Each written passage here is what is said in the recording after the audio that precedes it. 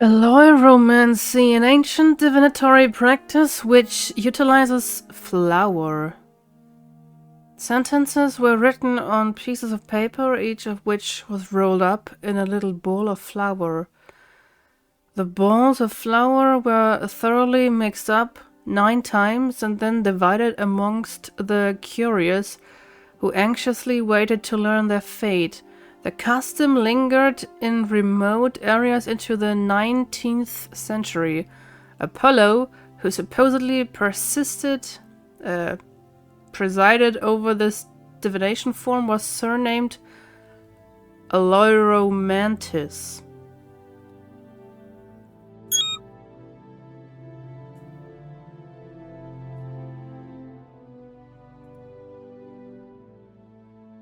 Alphitomancy, a form of divination using a loaf of barley that was practiced in the earliest of times. Chiefly it was employed to prove the innocence of or guilt of persons. One of its principal uses was in times when several persons were suspected of a crime. All of the suspects were given the barley bread to eat, as it was assumed that those innocent could eat it perfectly, while the guilty person would get indigestion.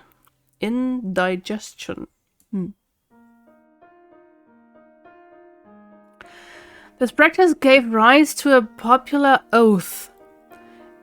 If I am deceiving you,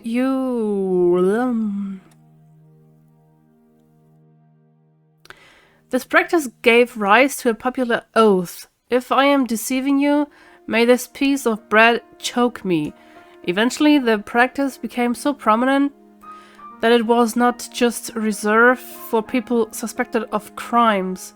It was used to test the faithfulness of a mistress, a husband, or a wife. There were procedures in both making the bread and administering it. A quantity of pure barley was kneaded with milk, a little salt, and without leaven. This was rolled up in greased paper and baked among cinders. When baked, it was taken out and rubbed with verbena leaves. Then, pieces of it was given to the suspects. Those that were guilty, it was assumed, would be unable to eat it.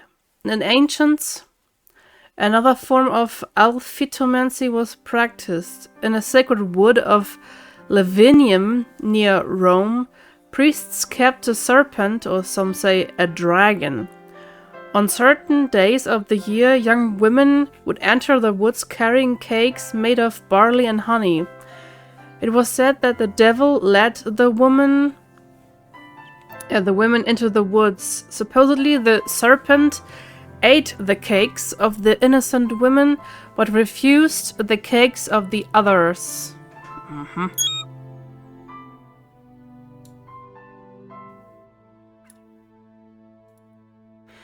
Amniomancy, a form of divination practiced by using a coal or membrane which sometimes envelopes a child's head at birth.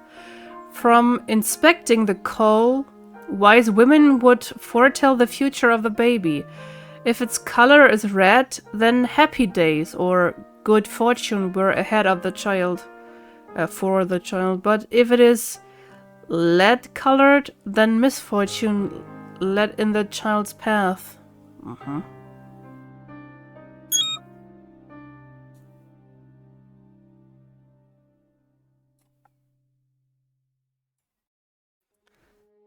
Amulets. The usage of amulets seems universal, stemming from the human desire for protection. The existence seems to extend from the cave dwellers to the present. As objects, they come and go with fashion, taking on different designs and shapes, but their purpose remains the same. No matter how civilized a culture may be, the amulets are present. The term amulet is derived from either the Latin word amuletumor, the old Aten term amuletum, which means means of defense. Pliny, the Roman naturalist, described 3 types of amulets: those which offered protection against trouble and adversity, those which provided a medical or prophylactic treatment, and substances used as medicine. Among ancient cultures, such as the Egyptians, Assyrians, Babylonians, Arabs, and Hebrews, great importance was placed on the use of amulets. The Egyptians employed them everywhere. The frog protected fertility. Ankhs symbolized everlasting life and generation. The Jat or eye was for good health, comfort, and protection against evil. The scarab beetle was for resurrection after death and protection against evil magic. One of the most notable amulets of ancient Egypt is the Eye of Horus. Cylinder seals were used as amulets by the Assyrians and Babylonians. Within them were embedded semi-precious and precious stones. Each stone supposedly possessed its own unique magical powers. There were various animal-shaped amulets, such as the ram for virility and the bull for virility and strength. The Arabs too had amulets protecting them against evil. Small sacks containing dust from tombs were worn. They also wore pieces of paper on which were written prayers, spells, magical names, or the powerful attributes of God, such as the compassionate and the forgiver. The Hebrews wore crescent moons to ward off the evil eye, and they attached belts to their garments to ward off evil spirits. In Africa, the natives were discovered having amulets too, which the Western explorers and missionaries called fetishes. The fetish symbolized protection to the natives. Historically, the 2 most universal symbols of amulets have been the eye and the phallic symbol. Eyes are thought to protect against evil spirits and are found on tombs, walls, utensils, and jewelry. The phallic symbol, represented by horns and hands, is protection against the evil eye. The names of God and magical words and numbers have generally been thought to provide protection and fashioned into amulets. These methods of gaining protection extend back to antiquity and were extremely popular during the Renaissance to the early 19th century. Accompanying these were the grimoires, books of magical instruction written for and by magicians. In magic, using the name of a deity is the same as drawing down divine power. This is the reason why portions of grimoires resemble prayer books.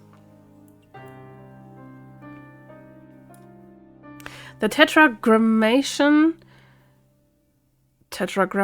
the Hebrew personal name for God, Yahweh, is believed to be very powerful in magic operations and has been fashioned into amulets by different spellings.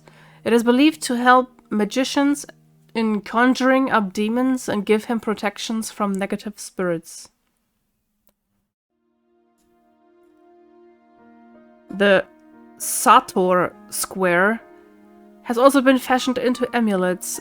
Throughout the centuries, attempts have been made to decipher the square, but it still remains unintelligible.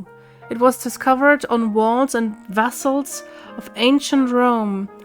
In amulet form, it is considered to be protection against sorcery, poisonous air, colic, pestilence, and for protecting cow's milk against witchcraft. Most all cultures hold the belief that sacred religious books such as the Quran, Torah, and Bible possess protective powers. Bits of parchment containing quotes from these books are carried in leather pouches, silver boxes, or like containers as amulets. Ancient pagans wore figurines of their gods as amulets. The remnant of this custom is still seen in the Catholic religion, where some members still wear scapulars and medals of the saints. Many pagans and witches presently wear jewelry fashioned in amulets designs with their protective purpose in mind.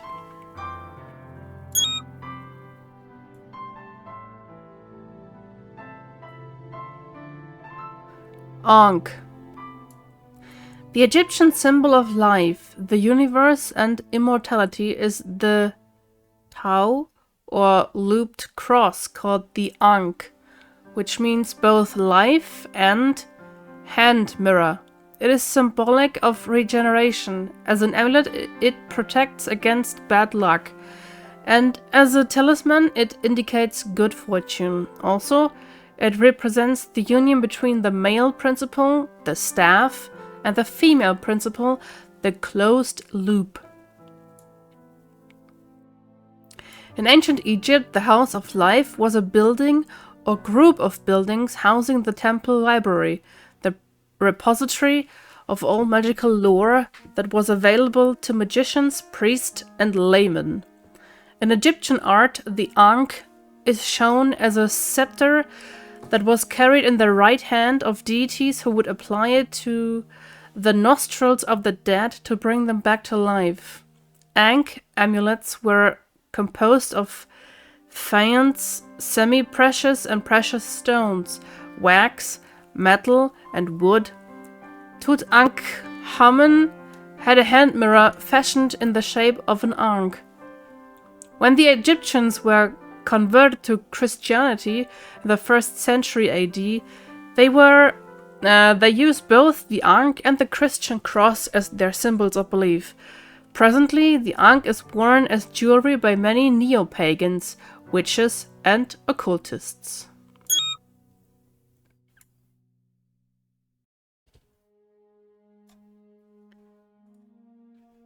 Anthropomancy. Divination of human entrails. This horrid form of divination is very ancient. Herodotus wrote that Menelaus practiced it when detained in Egypt because of contrary winds. Because of his barbarous curiosity, he sacrificed 2 country children in order to discover his destiny. Also, Heliogabalus practiced anthropomancy. Julian the Apostate incorporated anthropomancy in his magical operations. He had large numbers of children killed so he could read their entrails. During his last experiment at Kara in Mesopotamia, he enclosed himself within the Temple of the Moon, and having performed all manner of evil within, he had the temple door sealed and placed a guard there so no one would enter until his return. However, he was killed in battle with the Persians. When men of Julian's successor entered the temple at Kara, they discovered a woman hanging by her hair with her liver torn out. Ugh. It is speculated that the infamous Gilles de Laval also performed such hideous species of this divination.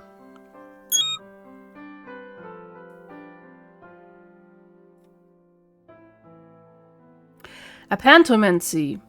Divination of any object which presents itself by chance. Into this class of beings may fall any object which omens can be drawn from, such as a hare, an eagle, etc.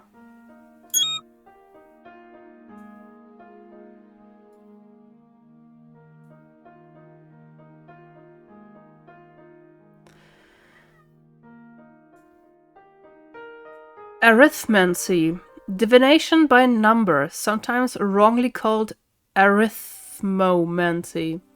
The ancient Greeks examined the number and the values of letters in each name of two combatants. They predicted the combatants having the name of the greater value would be victorious. It was by using this science that some diviners foretold that Achilles would defeat Hector. The Chaldeans also practiced arithmancy. They divided their alphabet into 3 parts, each part composed of 7 letters, which they attributed to the 7 planets. Through this arithmetic method, they made predictions based on the planets. The Platonists and Pythagoreans were also strongly attracted to this form of divination, which is similar to certain aspects of the Jewish Kabbalah.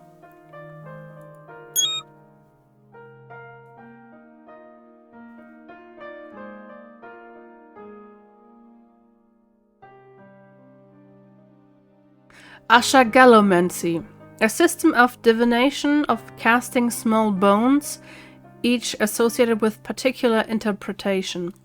The method is similar to throwing dice. In fact, in later development of this divinatory system, dice were utilized. The numbers were associated with letters which formed words related to questions put to the diviner. In a related preliminary ritual, the questions are written paper, which is passed through smoke of burning juniper wood.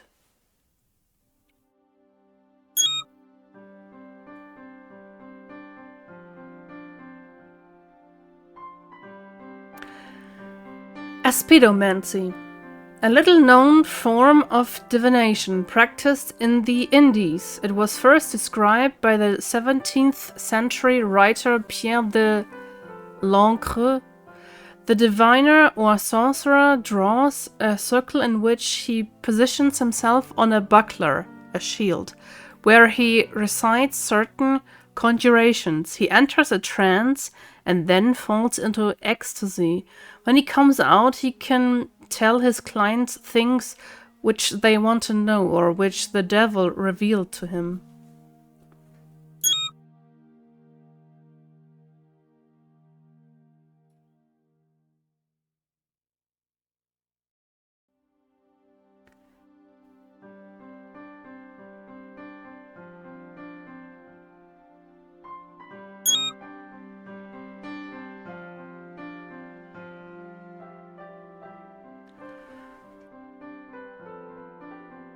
Aostromancy, a branch of aromancy, concerned with the observance and interpretation of winds. Significance is focused on their intensity and direction.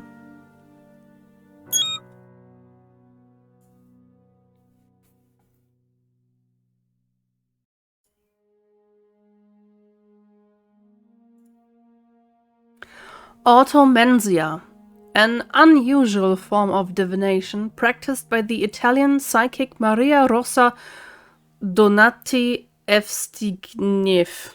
The practice requires 10 straight pins and 3 bent pins. They are shaken in cupped hands and then dropped on a surface dusted with powder.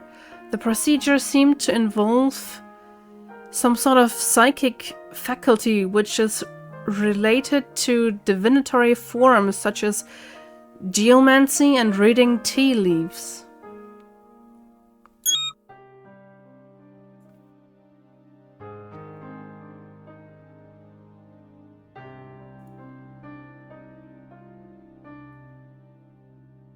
Axinomancy, divination by means of a hatchet or woodcutter's axe. This was the divinatory method by which diviners predicted the ruin of Jerusalem as described in Psalm LXX IV. However, as François de Tourblanche remarked, the psalmist's description does not tell in what manner the hatchet was used by the diviners. It can only be speculated the tool was used in either one of the two ways which the ancients used it in divining and later used in the northern countries. In the first method, the tool was used to discover treasure. Around agate had to be procured. The head of the axe also had to be made red hot in a fire. The axe was positioned so that the head stood perpendicularly in the air. The agate had to be placed on the edge. If the agate did not roll off, there was no treasure to be found. If it did roll off, that indicated there was treasure. However, the agate must be replaced 3 times. If the agate rolled in the same direction each time, it indicated that treasure was to be found in that direction. But if the agate rolled in different direction each time, then the treasure must be further looked for. The second method was to detect robbers. It involved casting an axe to the ground. The head was to be downward with the handle perpendicular in the air. Those present had to dance around in a circle until the handle tottered and fell to the ground. The direction to which the handle fell indicated the direction in which the thief must be sought. Some said this method would never work unless the axe was thrown in a round pot. De Blanche countered with the question as to how could this be done. How could a round pot be patched and sewed after an axe smashed it into...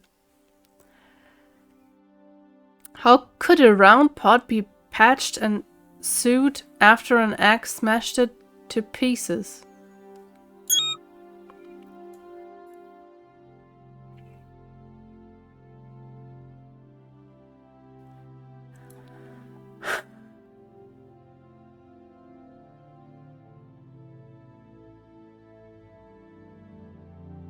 Babylonian Devil Trap.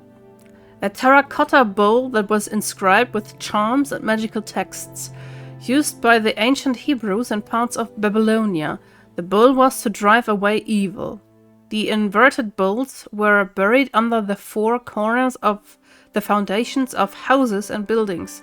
The magic from the bowls was believed to provide protection against an assortment of evil, including male and female demons, illnesses, curses, and the evil eye.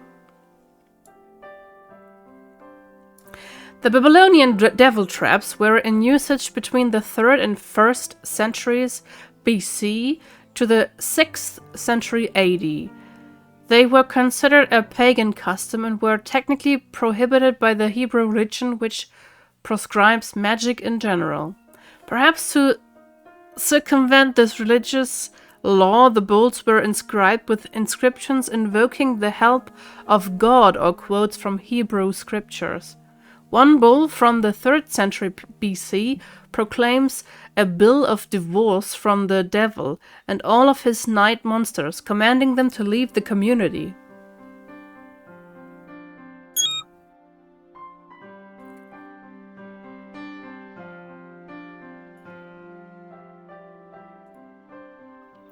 Bellomancy.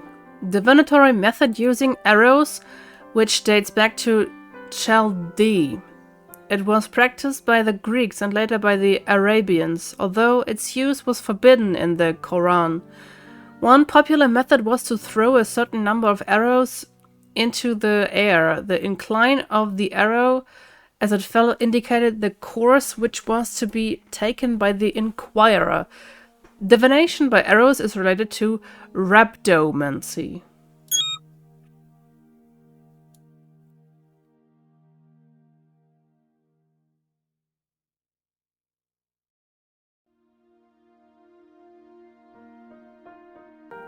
Bibliomancy. A method divination of to determine if a person is guilty of sorcery. The individual was weighed against the big Bible in a church. If the person weighed less, then he was not guilty. Another method of this divination was to randomly open the Bible and place a finger on a passage, and believe the passage indicated the course of future action which the individual was to take. Later, other works were used in the divination, such as the Greek epics, classical poetry, and Shakespeare. Method related to rhapsodomancy and stichomancy.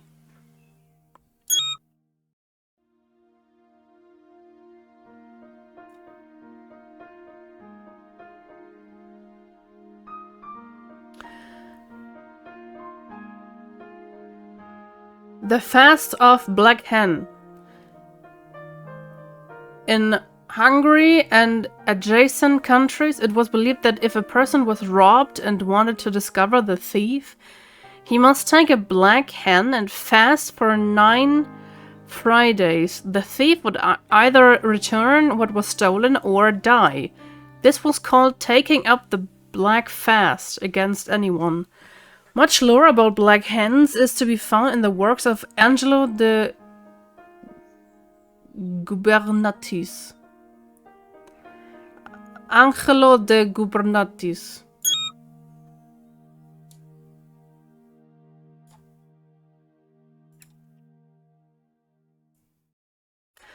Botanomancy, a method of divination by burning branches of vervain and briar upon which questions of the practitioners have been carved.